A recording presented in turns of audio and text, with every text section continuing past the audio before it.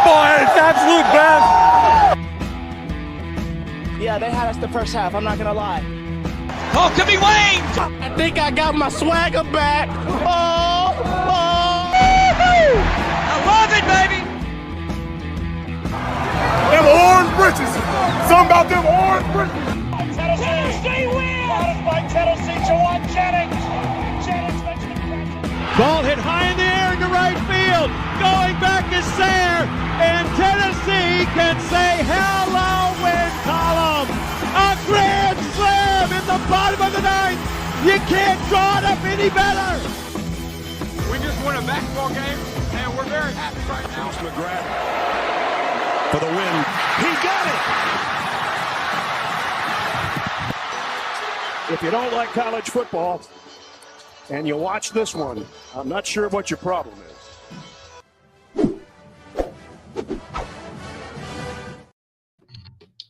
Reddit did to do, and welcome into More Important Issues. It is Wednesday, April 17th. Thank you all for tuning in a day early. It is concert week in my life. 2 concerts this week. So How was last appreciate it. Incredible. Just he's a performer. He's an artist. He's always. I've been to 2 Tyler shows, and they've all been excellent. Who are you going to see tomorrow? Houndmouth, the Mill and Mine. I thought Another when Raven said who's he going to see, I was like, it's probably somebody I've never heard of, and yeah, you've heard of Houndmouth. You might not have. No, I've heard you probably say the name, but I've definitely never heard. I never heard a song. Promise you, you've heard a song. Are they folky too? No, they're an alt rock, jazzy band. Oh, okay. I mean, I just know that you've been in places that it's played, so I know you have. Okay. I wouldn't be able to point it out. There's no show. That's fair. Sedona, the song Sedona, that's Houndmouth. You might know that song. Okay. I won't sing it for you. I did see someone, this was going to be one of my stupidities just while we're mentioning it. Someone said Tyler tries way too hard to sound like that. And I guess I could see that, but I hope that person's not a country fan, because every country artist that I know now has the fakest country accent of all time. Doesn't everybody, like, to sound good and authentic, don't you have to try hard at that? I think he's saying the voice that he sings with, but I do see what you're saying. I think, for example, we'll out one guy here. I really hear him trying, Morgan Wallen, to sound country in his songs. Yeah. Well, it's like you hear him in high school. You're like, you didn't have that same accent. Yeah. I wasn't going to go there, but yeah. Yeah. But yeah, no, it was a fantastic show. Shout out to, you grow up, they tell you not to meet people on the internet, but I picked up a ticket from Kevin Vallone, good friend of the pod. Yeah. A couple tailgates, stuff like that, and went with him and met my friends on the internet, and I love it. So yeah, it's awesome. Meet strangers, guys. A true love story. Hang out with strangers. But yeah, so thank you all for coming to us a night early. I say all that to say thank you for coming to us a night early. And that reminded me of another thing I was going to tell you. We're not the only ones who tangent. Tyler was just thanking everybody for being there and then ended up on a 3-minute tangent in the middle of the show. And it was awesome. Nice. So we're not the only ones. We just do it a lot. And I love it. Yeah. I hope he you clicked on it. You're stuck now. Yeah. He I tweeted about it. I hope he went to the baseball game before, because he was definitely put onto a show himself. Say that again. I hope he was at the baseball game before. Like, I hope he just, had a porch before the game. Maybe ate dinner out there, got a dog in him. Oh, yeah. And just saw bombs.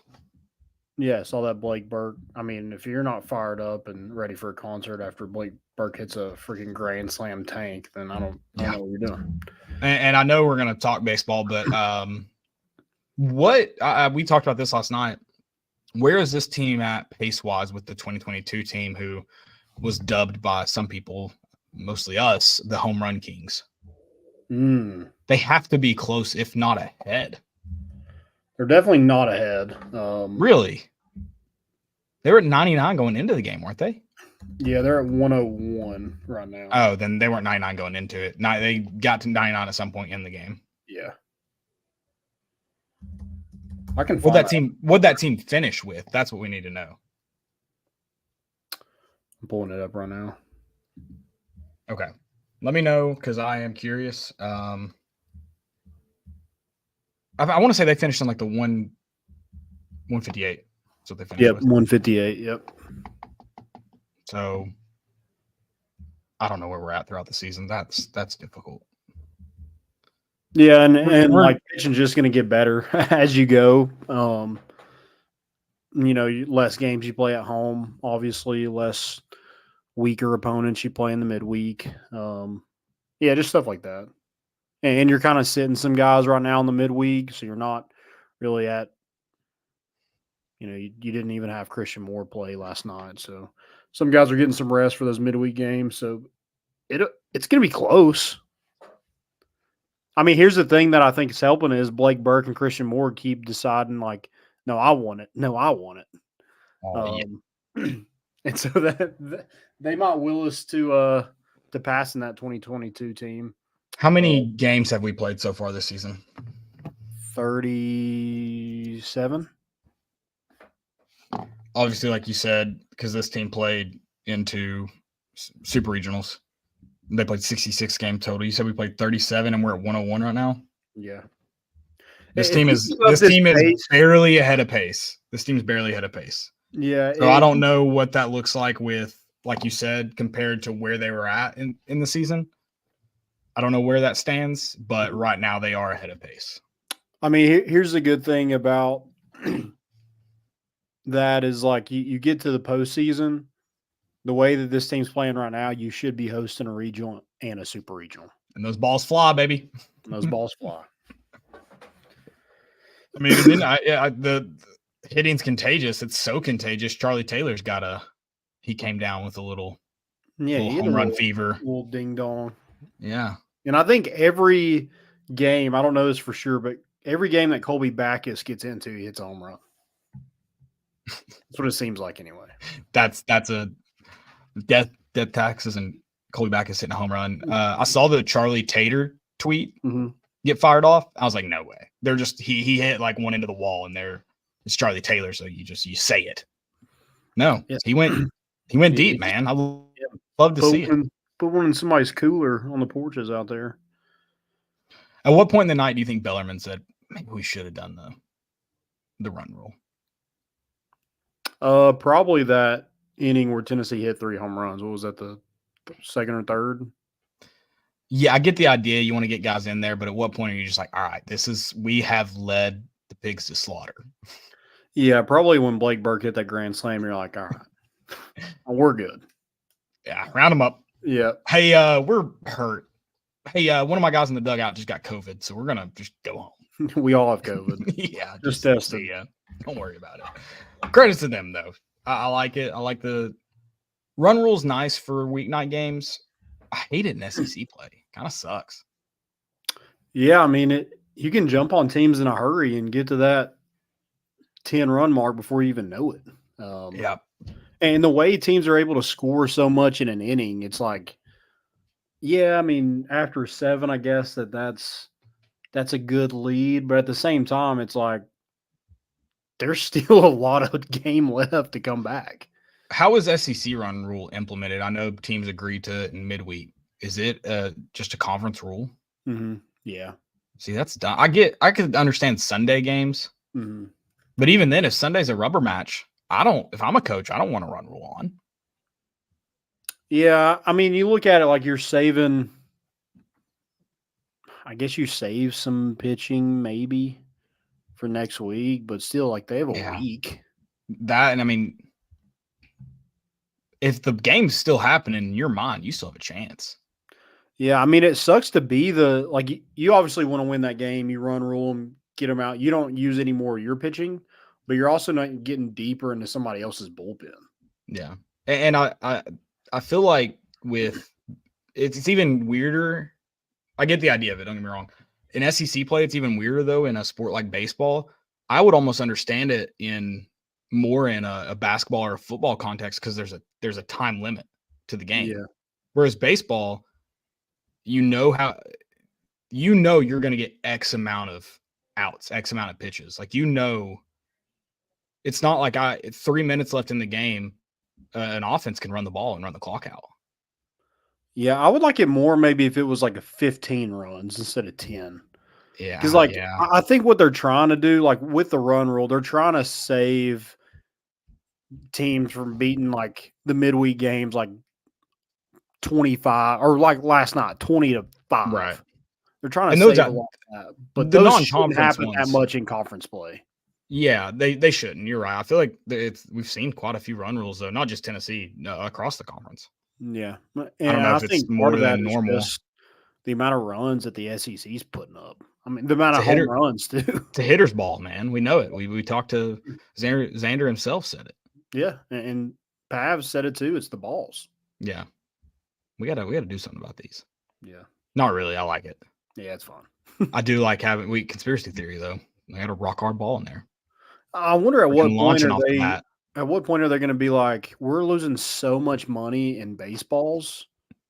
Let's make them way worse where we never lose one. Is it Tennessee games that you can turn them in and get something though? Or is that minor leagues? Yeah, maybe minor league. Maybe Tennessee does. I know foul ball. You can do the foul ball thing. I don't remember what you get. But yeah, I'm not turning that thing. Dude. As a little kid, baseball's the best thing you can get. But if you got a Petro, as a kid, you didn't like Petros as a kid? Yeah, but I'd much rather have a baseball. Yeah, but you get that second foul ball. If you get a second foul ball, you're taking the Petro. Yeah. You get both of them. Yeah. So that's how you solve running out of balls. Just give out Petros. Just nachos in general. I mean, yeah, anything with cheese on it. Honestly, yeah. But yeah, last night was fun. It was obviously didn't get to watch the game, but keeping up with it, it was fun to watch it. The score just keep growing, and then you have everyone getting in on the action of home run after home run after Charlie Taylor home run. It was fun. Yeah, it felt good. Big series coming up this week. Yeah, Can we go ahead and get into that since we're in baseball? Let's do it. Yeah, and we talked about it a little bit on Sunday. Just we just mentioned as it approached. Kind of feels like roles are, speaking of 2022, kind of feels like roles are reversed a little bit. You get to go play spoiler for this team. Yeah, 100%. I mean, that's got to be on some of those players' mind, like Blake Burke and Christian Moore, guys who were on that roster. Quarstiers there, Hunter Inslee. You went in there thinking, oh, easy series. Let's bring out the black jerseys, and then just got toasted. I didn't even think about that. Do they bring out the black jerseys for this series at all? Do we I don't know. see them? I don't know. I think I'm good on them. But yeah, like that's got to be in those guys' mind. You get a chance to go to their place again and get your revenge, and again, like you said, play spoiler. A team that's, are they 17-1 in the conference? Is it 1 or 2? I know they have at least one loss. I can't remember if it's 1 or 2. Yeah, they only have one loss. I think they're 17-1 in the conference right now. Lose to Missouri. Yeah, Missouri. But yeah, they're a really good baseball team.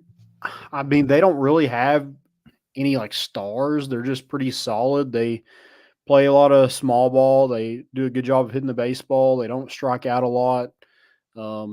Their pitchers are, their park is kind of a pitcher's park.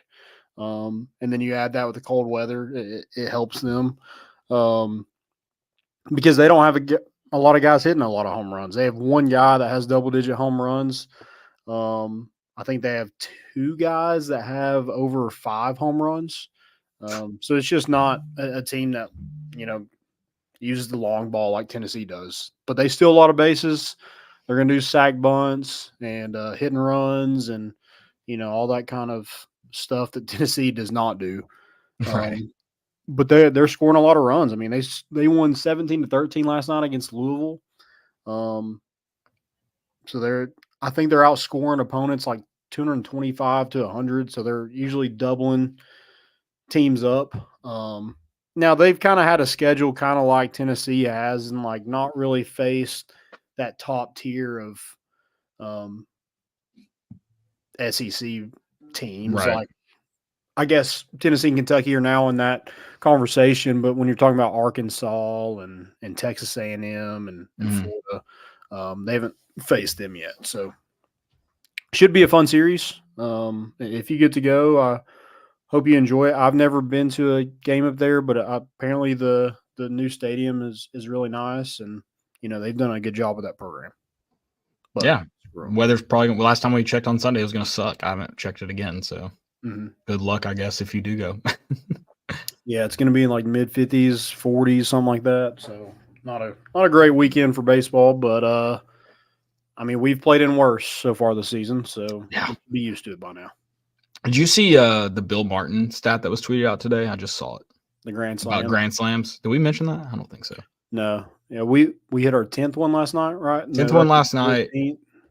That's the 5th most in a season, but the those that are ahead of you are through 65 games, 66 games, and 68 games.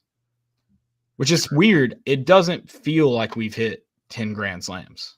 By 9 different players, I'm pretty sure. Oh, wow, even wilder, honestly. Yeah. If you had just said how many Grand Slams we've hit this year, I probably would have said half that is what it feels like. I know every time that I came up to bat with the bases loaded, I was just praying to God I didn't strike out. Yeah, man. I was so nervous, but it seems like when Tennessee's, when they get up with the bases loaded, it's like, yeah, I'm going to go out here and it's like a home run derby. It's like, how far can I hit this one? Yeah. Yeah. It's wild that we're probably more likely to hit a home run with bases loaded than hit a single. I don't know if that's true. That's what seeing that we've hit 10, that's what it feels like. Yeah. At that point, you're just like, I guess we'll walk him. Can we walk and put 2? They statistically score more with 3 on. Can we send 2 guys home on this walk? Is that possible? Yeah. He can move the guy to third. That's fine. We don't want 3 on right now. Right. Yeah, should be fun. I'm excited about it. I'm excited to kind of see what I haven't watched Kentucky this year, so I don't really know much about them other than they, hit it well. I think they have one guy that's batting over 400. They have, I think, 4 batting over 300. So they hit the ball pretty well. No one's kind of, I think the lowest guy they have in their lineup's like 230, something like that. So, all of them pretty consistent and can score some runs. So, Tennessee's got to do a good job of keeping them off the base paths. I think they have one guy that's stolen like 24 bases already this season. I think they've stolen like 3 times as much as Tennessee has, which Tennessee doesn't steal very much at all. But yeah, that's something that Kentucky's always done and done well at, and they've got guys to kind of fit that mold of what they want, and so it's going to be a clash of like 2 styles this weekend. Right. I'm excited for this. These pitchers all of them are coming off of a strong weekend. Mm-hmm. You're not looking for responses at all. You're just seeing if they can you see if they can compound off of what they did last weekend. So other than non-conference, this is the first week I can think where all 3 you feel good about kind of going forward in it. So Friday, Saturday, Sunday, let's go out there and win a few games. Maybe all 3. Why not? Yeah, I feel like there was some pressure like a couple weeks back when you didn't really know who you were going to have on Sunday. Mm-hmm.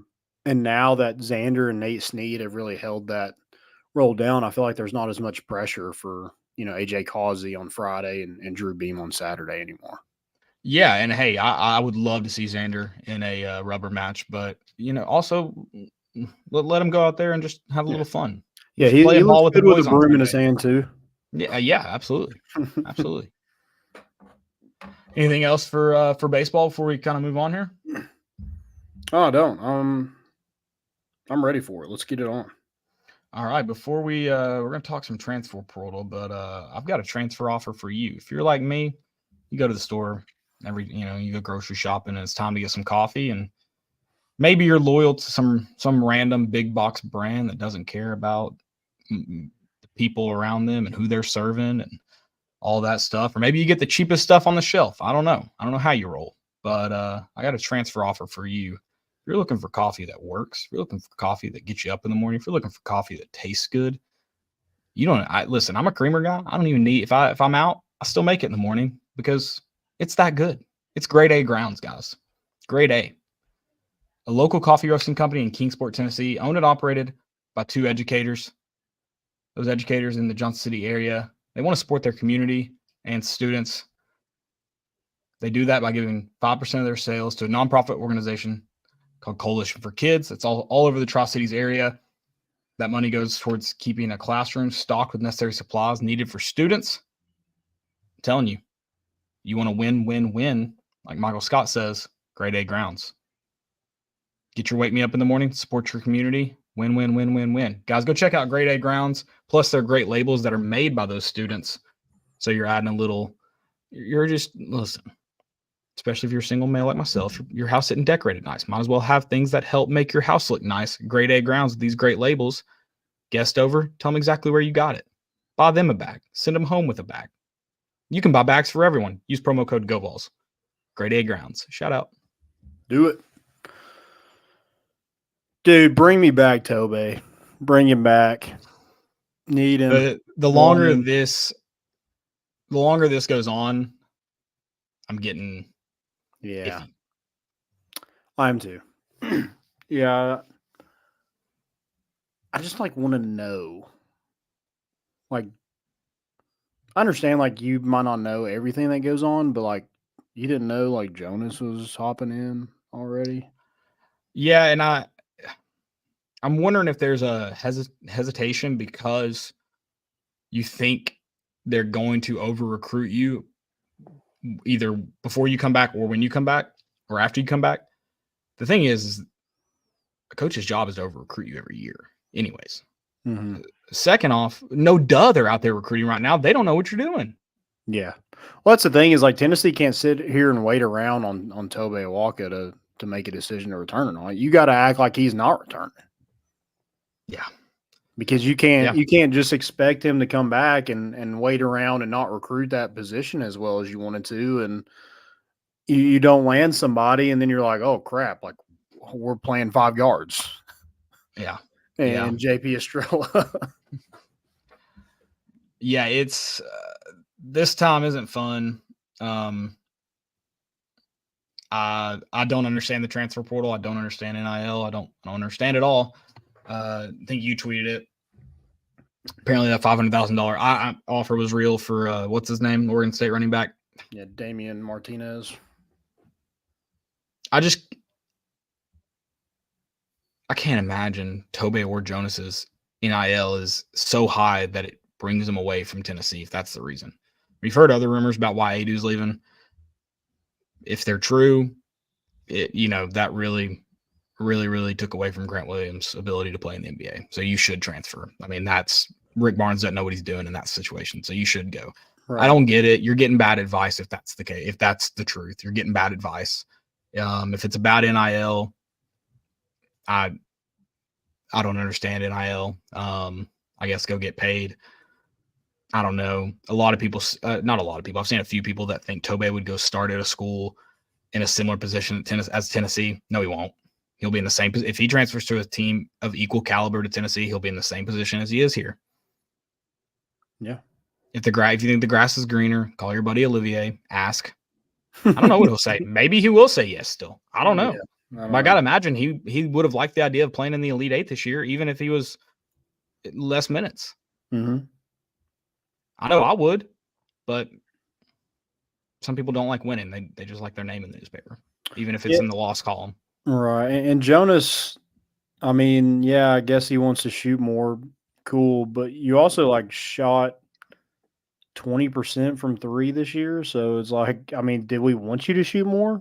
You don't have the green light because you can't make the shots. Yeah. It's not that you're being held back by a coach. You don't have the green light because you can't shoot. Yeah, you do need to get that figured out here in the near future. But how does it help you to go miss those shots wearing another jersey? Yeah, I don't know.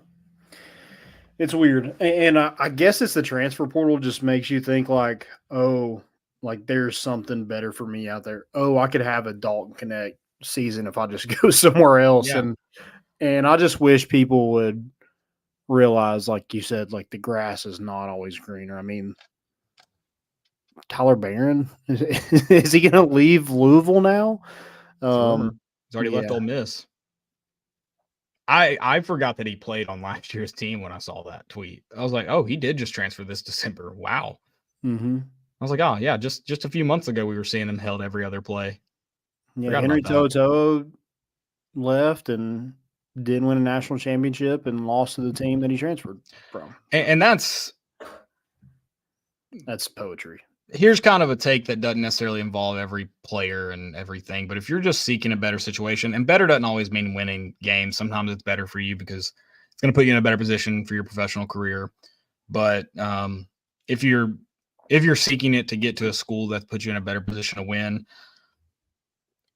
typically, now this obviously has exceptions, but winners win. Period. Yeah. If you aren't winning where you're at now, the chances of you winning somewhere else, low. I agree. Winners win. It's that simple. But maybe you need to be in a situation where you're not the go-to guy, where people don't look your way, where you can kind of fade off in the background and follow someone else's lead. Like I said, it's not that there's not exceptions to that rule. There are. Sometimes it's a really crappy situation and a crappy team. I don't blame anyone that ever wanted to leave a Jeremy Pruitt coach team. You weren't going to win games there. Yeah. So I get it. That would be what I call an exception to that rule. But you look at guys that were successful in college, successful in this situation in the NBA, they won everywhere they went. Mm-hmm. Now, obviously, I'm not saying they all won national championships, but you look across the board where, whether it be conference championships, they won a lot of games, whatever it may be, they won. Yeah. Well, and like I think the transfer portal is great for people like DJ Jefferson, Freddie DeLeon, Ticket Gaines. Like those guys were never going to have a huge role on this team, probably, especially not next year. Yeah. Maybe if they would have stayed a couple more years, maybe. But like I understand people want to. Especially a guy like Freddie, who was like a top 30 recruit. Like he's probably always been the best player on his team. Right. And, him sitting the bench does not feel right. And, he thinks he can go somewhere else and start. Hopefully he does. But it wasn't going to be at Tennessee. Look at Drew Pember. Yeah. I mean, I think it's perfect for people like that who, we're going to talk about Elijah Herring here in a second. That was like he wasn't going to have a big impact. And I don't fault those guys for wanting to go start somewhere else. I hope it works out. But it was not going to be here. So if it's not like the Jonas Adu thing just baffles me. It's like, dude, they developed you into an all SEC player and you want to shoot the ball more? You just went to the Elite Eight, had a chance to go to the Final Four. And I hate this, but I'm going to say it. Some of the reason we didn't go to the Final Four is because of you. So I just don't understand that one at all. Is like, okay, and also let's note this, Jonas. You didn't get pulled in the Final Four or in the Elite Eight because of missed shots. If you think that's why you got pulled because of your inability to guard Edey without fouling him. Mm-hmm. You got pulled because of foul trouble. And you couldn't hit shots. but Rick had a longer leash on him than he does most people in that game. Oh yeah. I mean, he let him go. He let him fly. Yeah, he let you let it fly. He let you let it fly against Texas. You got way more opportunities than most coaches would give you in the Texas game, especially when you fumbled 2 underneath the rim early on. Mm-hmm. So you're not. When you get pulled to the bench, number one, mostly due to just minutes. That's just kind of how the game of basketball works. There's not a lot of 40-minute warriors. Sky's Eagle is one of the few. If you're looking at your own team, you look at Dalton Connect. A lot of fans were asking why he didn't play 40 minutes. and I don't know the internal conversations. I don't know how that all went, but you want to be a better shooter, go be a better shooter. If you show up in practice, if you show up in scrimmages, if you show up in games and you're knocking down shots, there's not a coach in the world, Rick Barnes included, that's going to tell you not to shoot. Be a better shooter if you want to be a better shooter. Yeah, and also work on your craft. I mean, I don't know how much he was in the gym, but I know every single game they talked about Dalton Connect and how he's always the last guy in the gym every single time. I never heard that about Jonas. And here's the other thing about Jonas. If you think making some of those shots that you miss in the Elite Eight is hard and you leave somewhere to go shoot a harder shot, that doesn't make any sense. Perfect your craft and then you expand your game. Yeah. I'd love to see him. I'd love to see Jonas Adu stay here. Doesn't look like that's going to happen. Looks like it's a done deal. Gonzo. I don't get it. I thought he was a huge piece. He was a huge reason why this. It stinks that you're not wrong. He didn't play his best game in the Elite Eight. Didn't really play it in the throughout the tournament. But he was a big component to what you were able to do this year. One of the reasons you won the SEC regular season championship. One of the reasons you got where you ended up. But he had to be better, and he didn't want to be better here for whatever reason. Yeah, whatever. We'll move on. Tennessee did land a commit in the transfer portal, a big score in Darlinstone Dubar. I don't think you emphasized big enough. Big. He's big. Which I saw him at the baseball game. Not that big looking. That's good. You don't want him to carry that weight the way it reads. Well, yeah, the 6'8" part, I was just like, he's 6'8". I might be 6. Okay. But whatever. He looks like a guard. He doesn't look like a post.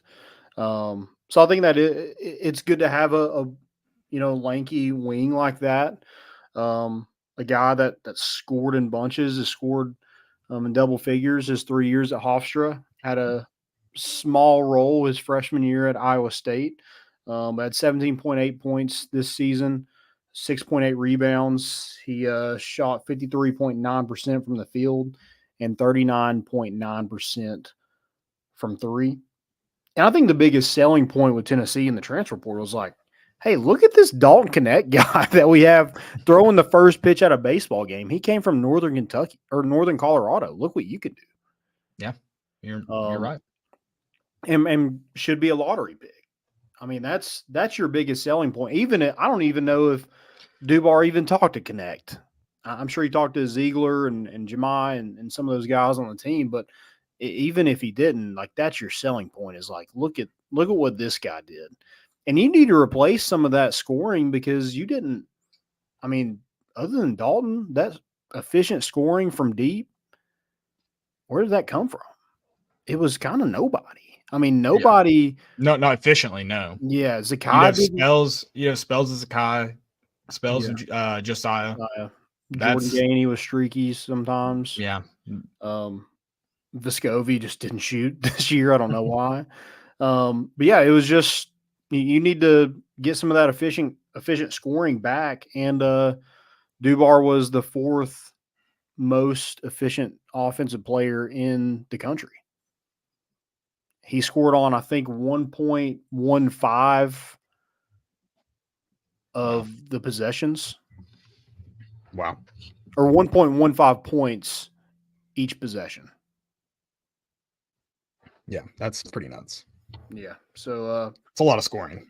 Yeah, really good scorer, can shoot the three ball. I'd like to see him get to the rim a little bit more. That would be my one kind of like thing for him to do when he gets there, is just be able to beat guys off the dribble and use that length to get to the rim. Yeah. But yeah, I think it's a solid start in the transfer portal, a guy that they, got on campus pretty quick and coveted and got him to commit before he went somewhere else and visited. So I think that was big.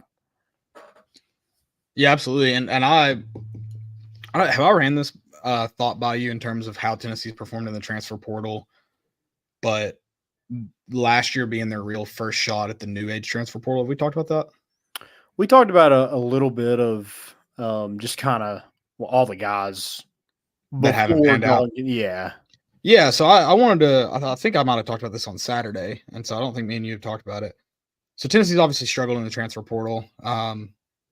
Jordan Gainey would have been your best transfer if it wasn't Dalton Connect, who had an all-world year, played for National Player of the Year, contended for it. Jordan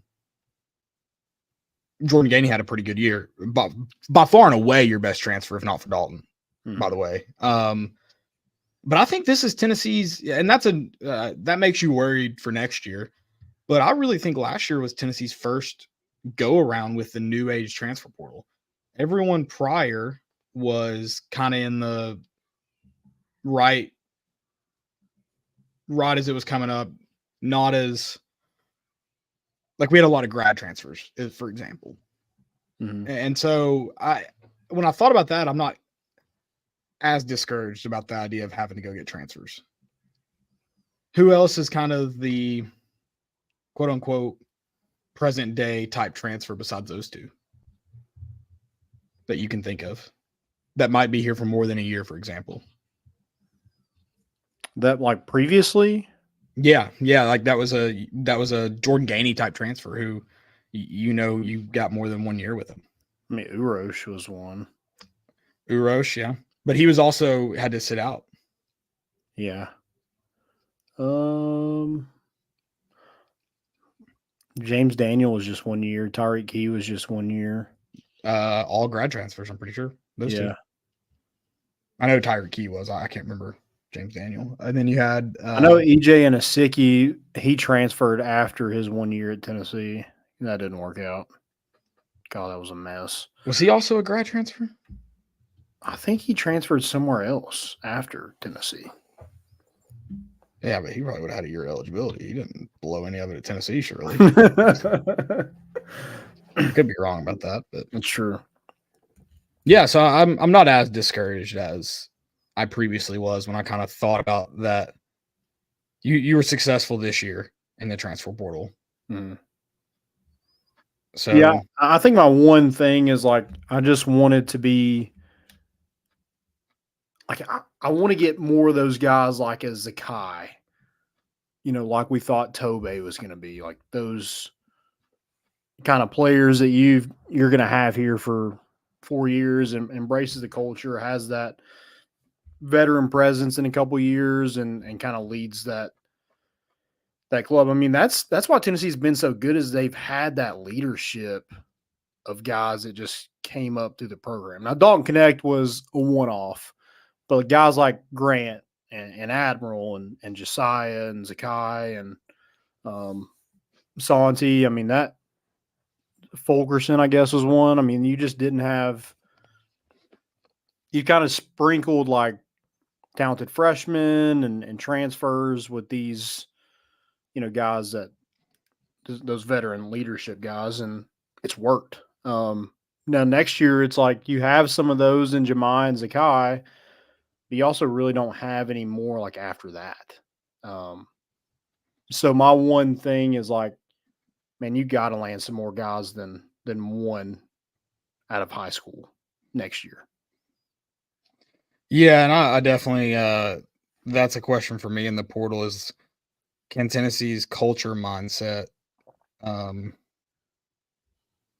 be as big? Like, is that going to be a factor for them anymore? Getting fresh faces in that you need to be immediate impacts. I don't know if I mean, will that defense be as stingy? Yeah.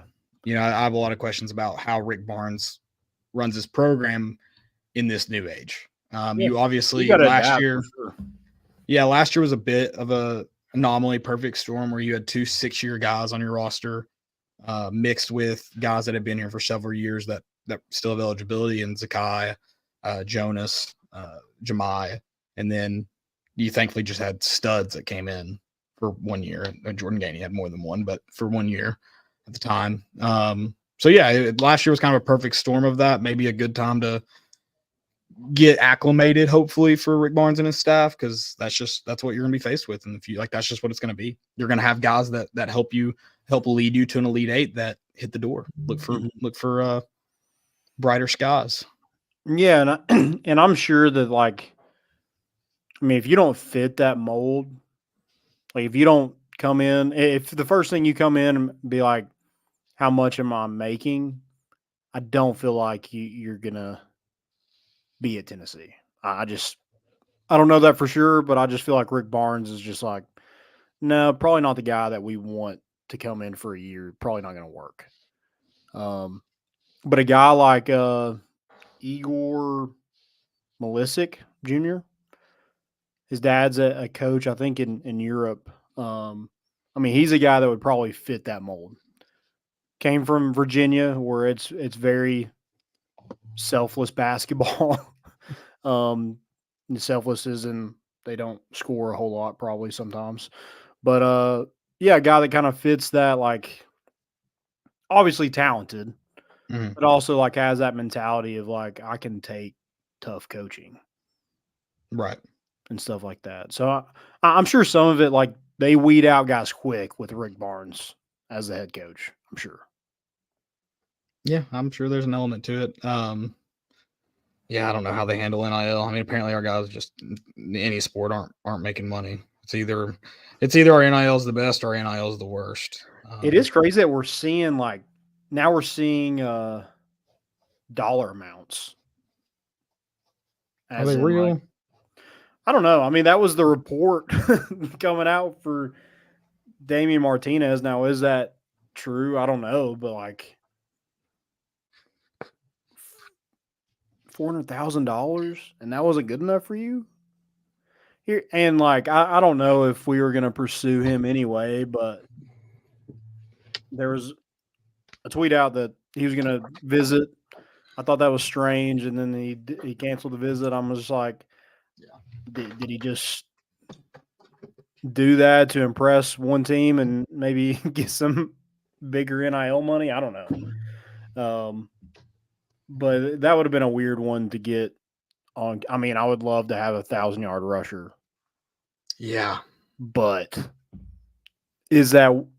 do you like what you have in Cam Seldon and Dylan Sampson and Peyton Lewis to Sean Bishop? Because if you do land Damian Martinez, some of those guys are out. And for $500,000, can you guarantee us a 1,000-yard season? Yeah, I know, right? Because that's a question I have. It's a lot different. Yeah, that's a question I have for sure. I mean, his quarterback had a really good year, and he was absolutely terrible at Clemson. So I don't know if I can take anything for what the Pac-12 does. I mean, the RIP to the Pac-12. In peace. Yeah. Yeah. We should reignite the Pac-12. We should do that. Okay. I think we Games should make games have to be played after 10 p.m. Eastern. We will not kick off before 10 p.m. Eastern. I think you just do like smaller level schools and just make the Pac-12. Yeah, I agree. And all schools you get Boise State. That's your first pickup. And then every other school has to get new turf. That is their primary color. Okay. Eastern Washington in already. 100%. They're gonna have to change their field. That'll save the conference some money. Mm-hmm. Yep. Yeah, this could be fun. I'm in. I can't remember if it's Boise State that trademarked, or I guess copyrighted would be the right term. They copyrighted artificial fields that aren't green. So if you have if any school you see with, I think it's Boise State, might be Eastern Washington. If there's any school out there that has a non-green colored artificial field, they pay a royalty to Boise State to have that. Is that not nuts? That is nuts. How can you copyright that idea? We should rip it up. Make them do it again. Make them redo the blue. Yeah. We want more of a lake color blue so even more birds die on your field. Which I don't understand that. How are birds just, I think there's a bird serial killer in Boise, Idaho that we're not addressing. Because aren't birds going after, when they dive into the water, aren't they hunting? Like, are ducks just seeing water and crash landing in water often? I don't know how that works. Yeah, I don't know. Just every time I've seen a bird dive bomb into water, they seem to come up with a fish. Are they just? Yeah, I just feel like that's a. I don't know. They have little fish painted on the field. The football program's the serial killer. Yeah. They make every field that's not a green color. They're like, you have to put fish in it just in case. Yeah. We think birds are government drones, and we want them all gone. Yeah, Idaho hates fish. You heard it here. Hates birds. Hates birds. Sorry, they could hate fish. Too. We don't know. We don't know yet. We don't know. That's not a. Yeah. How are they killing? How are they killing the fish? Is what we want to know now. Right. We know how they're killing the birds. Send me out to Boise to investigate. Yeah, all expenses paid. I'll do it. I'll take one for the team. Going back to the transfer portal a little bit. So I mentioned the Charlotte transfer. Igor Milicic, he averaged 12.8 points, 8.5 rebounds, shot 37.6% from the field, 6'10", 225. So, a guy that could play that maybe like 3 or a stretch 4, and have Tennessee can have some length, have some shooting out there. I think that would be a good pickup to have. Again, started his career at Virginia, has been at Charlotte. I think he was third team all conference at Charlotte. And then Cade Tyson took his official visit this week from Belmont. He was the second best 3-point shooter in the country, shooting 46.5% from 3, which is unreal. That is unreal. You just like that Igor's name is Igor, though. Oh, yeah, Igor. I don't even know if I'm saying that right, but sounds right. Yeah, the kid from Belmont, 6'7", like a wing, 16.2 points, 5.9 rebounds. Also taking a visit to UNC. He's from, I think, the Charlotte area, so I know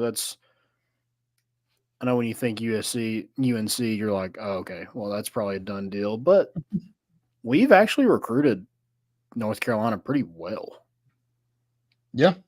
Bishop Boswell is from there. Jonas Adu is from there. Grant Williams. I mean, we've done pretty well in the North Carolina, Charlotte area. So, yeah, maybe we can land us another one in the portal. That'd be nice. Well, I mean, you are talking to Ricky from Hickory, so. That's true. And we need an exciting white. Yeah, we're going to have to – I feel like we have to, unfortunately, retire exciting white. Okay. With Dalton, like he is the exciting white, but there's another one. I think Ryan Shumpert tweeted out another wine sign that was another version of that. I think that's what the next guy gets, and if he's good enough to own it, it's his. We'll find another. I think we do. Yeah, we have to move on though from exciting white. Unfortunately, it was used a lot this year, and I think it's Dalton's. Okay. I think when we retire number 3, we put exciting white as the last name. Okay, in the rafters. Yeah, or just white. This is a white guy. Everybody would know. Oh, there's Dalton. Yeah. Yeah. I know that guy. I don't have anything else for basketball, really. No, I don't either. I guess the next thing we'll get to is transfer portal is also open for football too. So Elijah Herring enters the portal. Which, sucks to see him go, but also, like you said, that's one that makes sense. Yeah.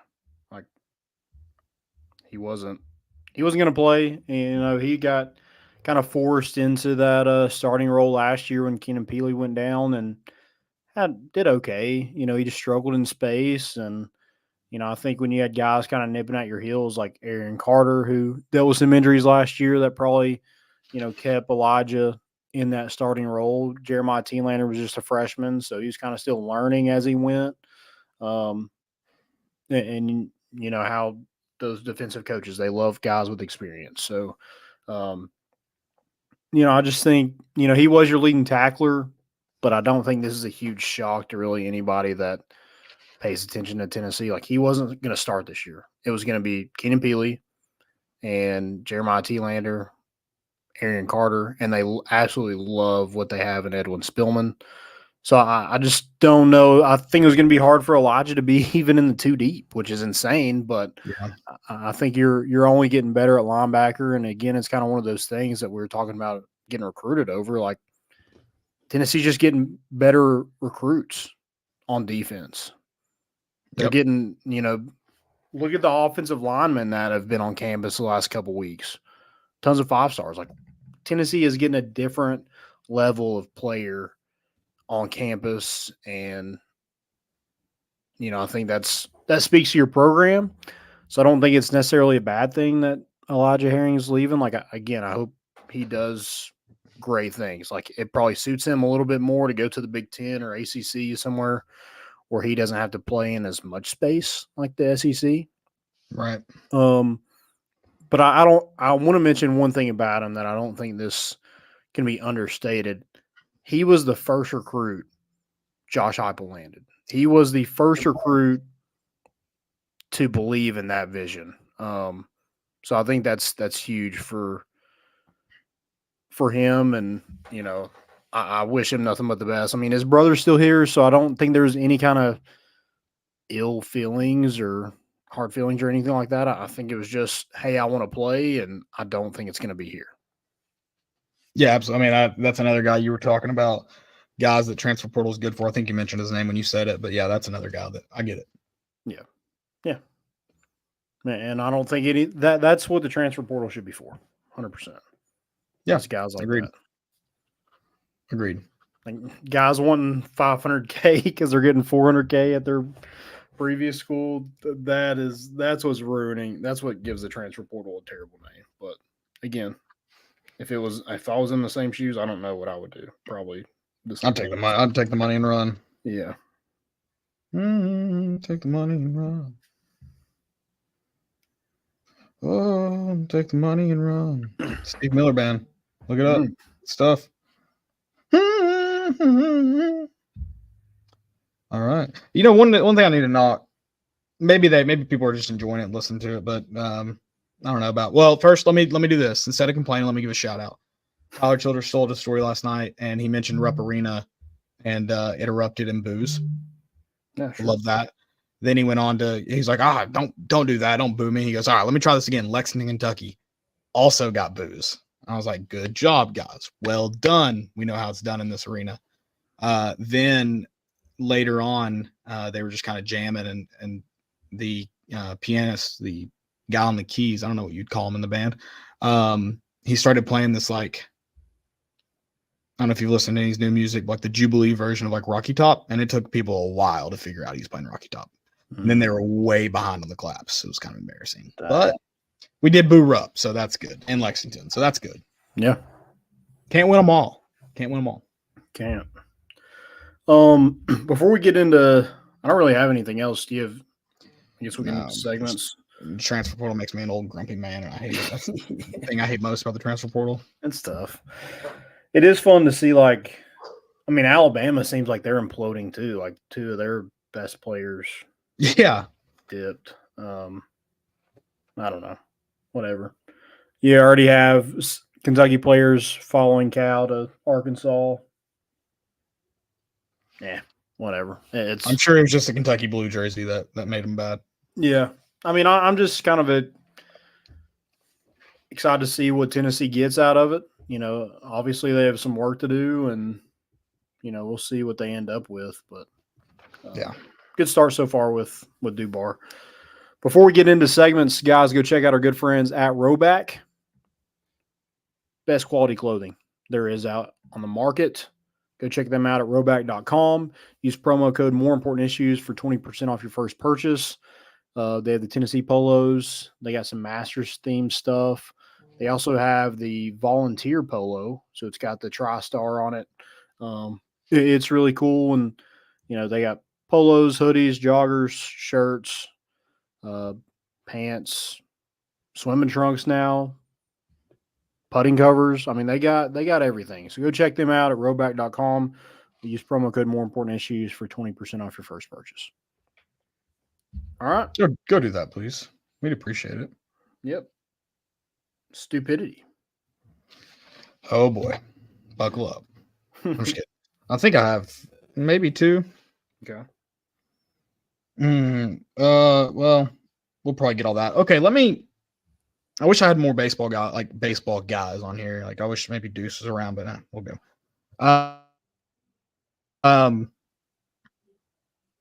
So what do you think the hardest sport for a professional athlete to transfer to? Does that make sense? Like what do you think would be not necessarily the hardest thing in a sport, just sport overall for a professional athlete to go and just be good at? Not like great, but look the part, I should say. Have they ever played this sport before? Maybe not organized, at least. I mean, like, just from my perspective, and I'm not a professional athlete by any sense of the imagination, but I think golf is the hardest sport that I've tried to play. Yeah. I think that's a good one because there's so many, especially like growing up baseball, which a lot of Americans have played baseball at some point in their lives. They've swung a baseball bat. So I think that's a good one. Like being athletic just does not matter good for you. It helps some, just like hand-eye coordination, but that's everything. But yeah, in terms of just being athletic, it doesn't do a lot for you. No, the mechanics are very different than anything you've learned to do. Mm-hmm. A good golf swing, while it looks natural when it's done, it feels unnatural to try and do. Yeah. That's a good one. I think that one though, it's so mechanical that it can be taught fairly easy. That's like, I don't know if that makes sense the way I'm saying that, but like you obviously, if you like if someone like you, athletic, hand-eye coordination, if you went and got lessons for 2 months, you still might not be good, but you would look the part. Gotcha. Because it's so mechanical. But that is a good one. And I think that even more so, number one, proves how hard golf is, but also proves that it doesn't matter how athletic you are or talented you are. There's some sport out there that's going to make you look dumb. Mm-hmm. The reason I asked this is because there was a video of I wish I'd screenshot the actual video. Who was it now? It was a NFL quarterback throwing a baseball at getting ready to throw out the first pitch. Oh, was it CJ Stroud? It was CJ Stroud. Yeah. And I didn't think he looked that dumb. It didn't look good, but I was like, he doesn't look dumb doing it. Yeah. But anyways, it was going around and someone was like, someone tweeted, this is why I'll always say baseball is the hardest sport, which I think baseball has a lot of unique elements to the game. And I don't disagree that if you take one singular thing out of a sport, hitting a baseball, especially an MLB pitcher's baseball, is next to impossible for anyone to do. Yeah. But that's also just like a different understanding of everything. If you put any professional athlete on ice skates, they can't even compete in the sport of hockey. It's far and away hockey in terms of just overall sport. If you go pick 100 athletes, none of them have probably ever skated or there's a good majority of them that haven't probably ever been on ice in their life. Mm-hmm. They wouldn't even be allowed to compete in the sport at any level. They could not go and participate in a Little Tykes hockey match because they can't get on skates. Whereas like I could probably go, take a 7-year-old's fastball and yard. He might strike me out once, but I think I hit a dinger once. So yeah, that's where I'm just didn't think about hockey, but yeah, you're right. And there's exceptions to that for sure, but guys that grew up skating, stuff like that. But I think just majority of any professional athlete, if you handed them ice skates, they would potentially get injured. Yeah, you might die. Yeah, someone said that, or someone tweeted that at him. They're like, it's clearly hockey. And he was like, well, I think that's a close number 2. And I was like, no, it's number 1 by far. Because would I be successful if they threw me in to a major league game? Absolutely not. But I could participate. I could stand in the batter's box. Yeah. I could get myself to right field. if I took, I'm trying to At just first pitch though, you might step out of that batter's box. I didn't say I'd stand in it the whole time, Yeah, but I could get myself there. yeah. There are a lot of people that if I handed skates to, they could not get out to center ice for the faceoff. Oh, I'm one of them. Yeah, I couldn't imagine like not even getting to center ice, and then they blow the whistle, and somebody's throwing haymakers at you, and you're trying to protect yourself and stand up and throw punches. Yeah. No, hell no. It's such a different sport that it almost shouldn't count as a normal sport. You're taking the concepts of basketball, football, soccer, baseball when you factor in using a stick, and you're doing all that and putting it on ice. Yeah. It's psychotic. But yeah, and then that guy, someone said something about the guy continued on being just the dumbest human being I've ever met in my entire life. Someone said something about how baseball players all have to have elbow surgery. And he was like, do you not think quarterbacks have to have shoulder surgery? Correct me if I'm wrong, Landon. Most quarterbacks end up having shoulder surgery, not from throwing the football, but from taking the hits and being driven into the ground by 300-pound men. Right. Typically. Andrew Luck didn't retire from football because his arm got tired. I was like, this just has to be the dumbest human being I've ever seen operate in my entire life.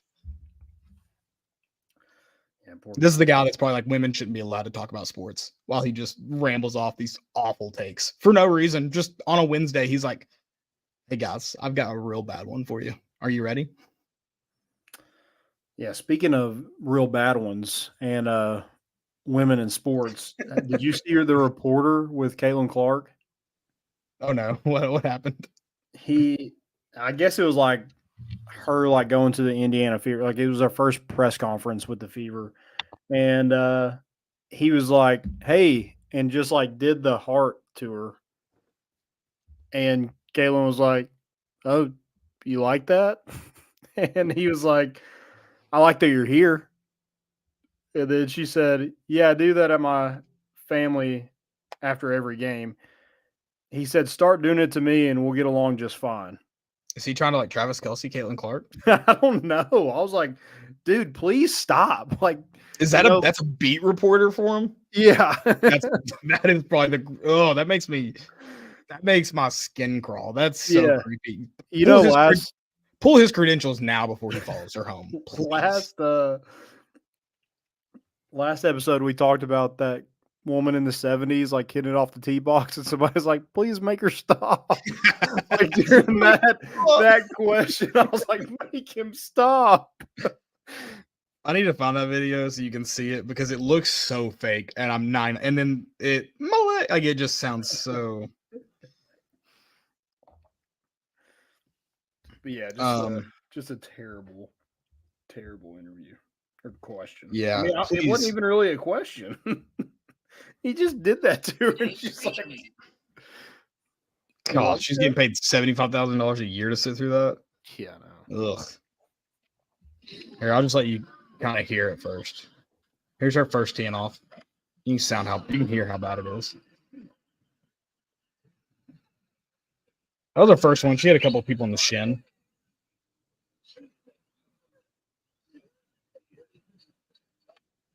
That's number 2. So it is. Make her cut it out.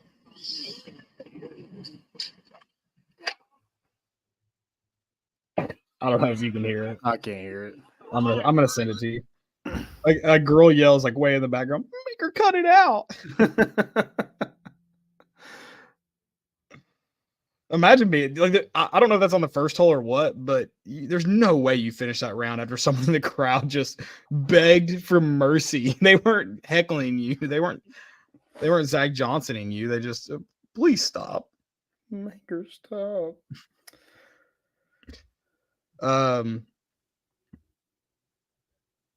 So a couple of things about women's sports, since we're on the topic. One of my stupidities, they're naming the coach of the year after Gino Auriemma. Does Title IX even exist? Like, I thought we were supposed to be furthering women. Are there no good women's historical figures that you can name the award after? I know one.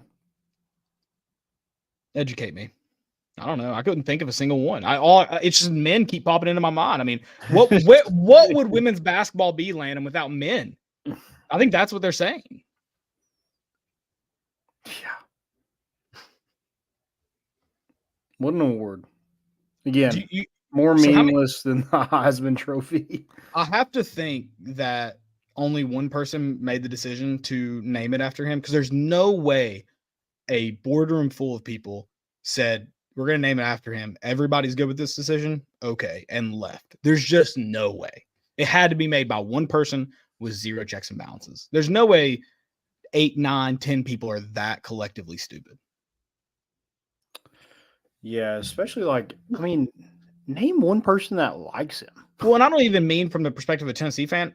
It's obvious who it should be named after. But from a perspective of this day and age, you want to further the women's game and you name it after a male, just you can't be that dumb. There's no way. There should be a riot about that. That's unreal.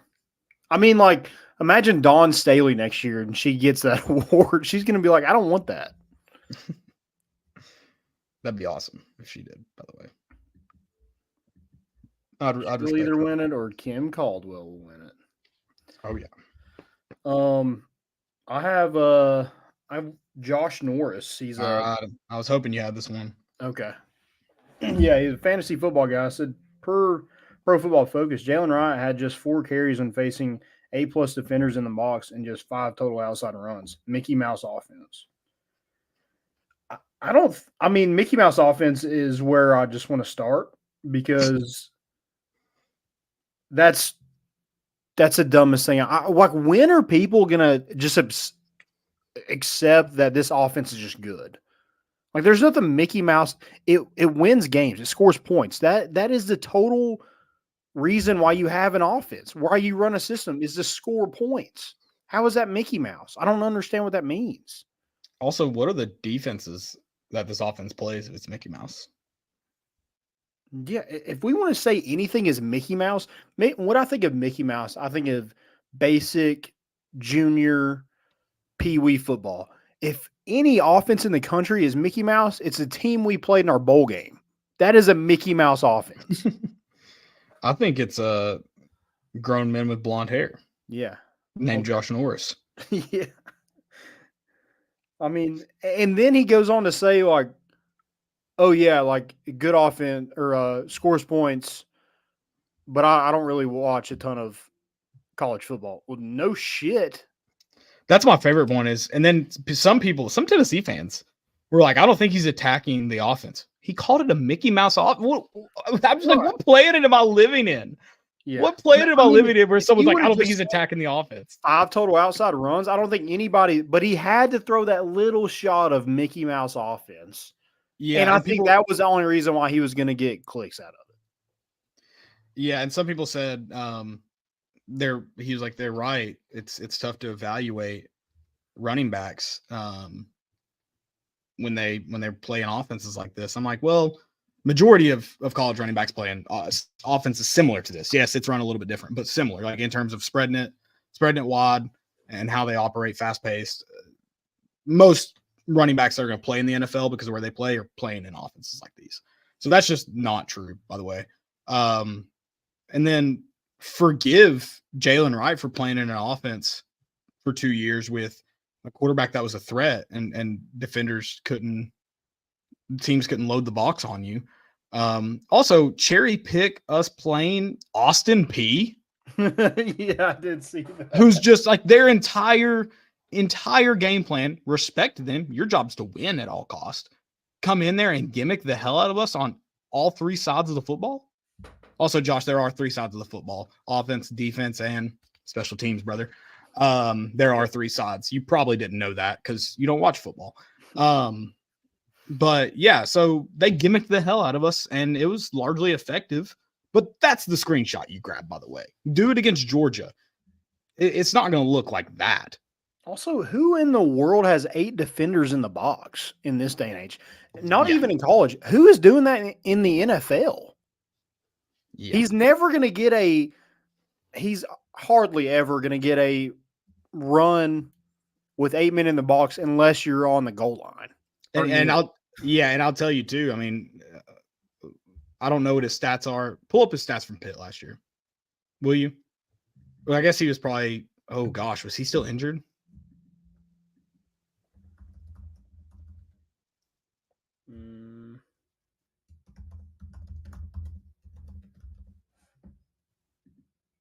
I'm trying to remember that Pitt game.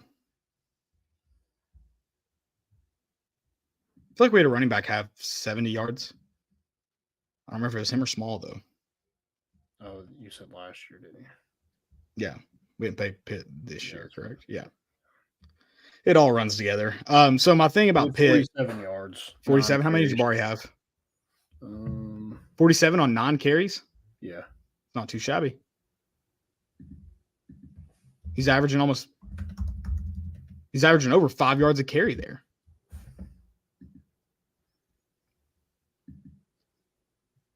Sorry, I should have told you to pull up the box score. I made you work way too hard on that. no, you're good. So, anyways, my point about that is that's not a fantastic game, not a bad game. Probably the yards. So wow, he had more. Probably one of the only teams that Tennessee is going to face ever again in the history of mankind that is going to go man to man outside on you with maybe a safety over top is Pitt. And Tennessee made them pay in the passing game in the second half, as we saw. Yeah, but 47 yards on 9 carries.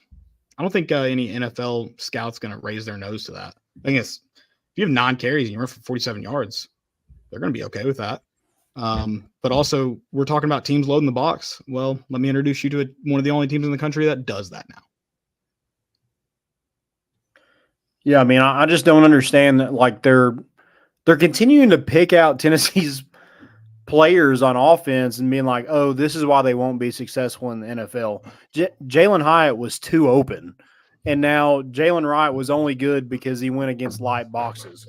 Dude, I mean that's what every OC is there to do. Like, and by the way, Jalen Hyatt, sure, he's not on the proved you completely wrong train, but as far as rookie years go for an quote unquote, undervalued wide receiver, not too shabby. Giants didn't spend a lot of money on him, but they're getting spend money on anyone. Yeah, if they would have played him a little bit more, they'd probably have a better record. Yeah, I just don't understand the Mickey Mouse offense. I'm tired of seeing like that crap. I mean, Ed, we play fast, but it wasn't a reason why Darnell Wright wasn't a top 10 draft pick. Yeah. But Jalen Hyatt was too open. Jalen Wright, light boxes. I mean, also Darnell Wright against a historic offense that just lined up and ran the football at you for no apparent reason.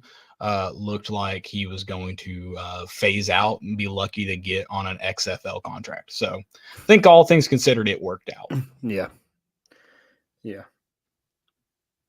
Let's talk about Jeremy Pruitt's offense before we talk about Josh Heupel's. I mean, all right. Well, okay. I thought you meant let's me and you, and I was like, no, I did not mean that. I didn't want to do that. No, I'm good.